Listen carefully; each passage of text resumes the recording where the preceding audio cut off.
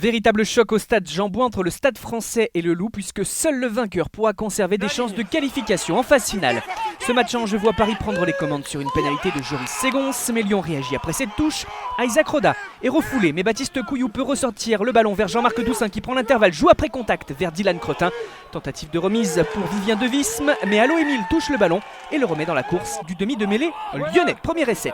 Les Parisiens reprennent vite les devants, toujours grâce au pied de Ségonce, et portent à leur tour le danger sur l'embut adverse. Des avants en fixation, plusieurs temps de jeu, et James Hall écarte vers Jonathan Danty, il a sauté vers Sekou Makalou et la remise intérieure pour Stéphania Naïvalou, le premier essai parisien dans cette rencontre et un premier break.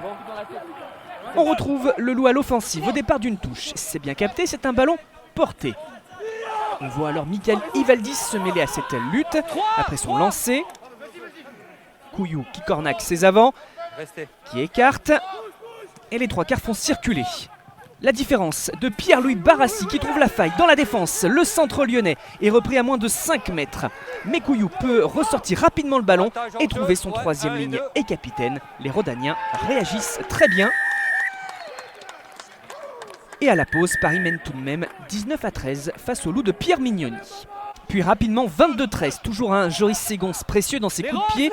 Jeu au pied de pression justement, Charly Nataï et Kylian Amdaoui au duel. Les Parisiens s'imposent dans les airs et James Hall peut orienter le jeu sur le petit côté. Le coup de pied à suivre de Jonathan Danty. Veissea ramasse, percute et passe le bas droit pour remiser à Telouza Veinou qui fait en plus l'effort de penser à son buteur avant d'aplatir ce nouvel essai. Paris qui peut se détacher au tableau d'affichage. Il va regarder. Et Paris inarrêtable, un registre différent cette fois avec les avants qui enchaînent du jeu direct près de la ligne.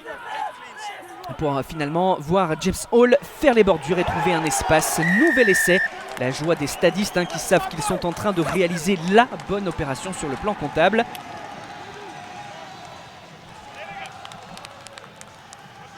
Mais voilà l'heure de jeu et Lyon qui ne veut pas baisser les bras. Des passes rapides, côté ouvert. Charly Nataï vers Toby Arnold et ce ballon écarté sur les extérieurs permet le surnombre. Les Lyonnais se donnent le droit d'y croire avec cette réalisation. Avec une touche en point de départ de cette action. D'autant qu'une situation similaire est à jouer dans la foulée. Joe Taufete, ballon capté dans les airs par Dylan Cretin. Le môle qui se forme. 19, non, vous sortez.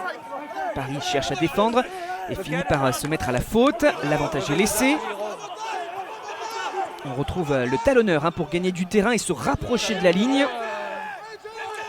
Un ballon écarté vers Thibaut Regard, repris dans les 5 derniers mètres.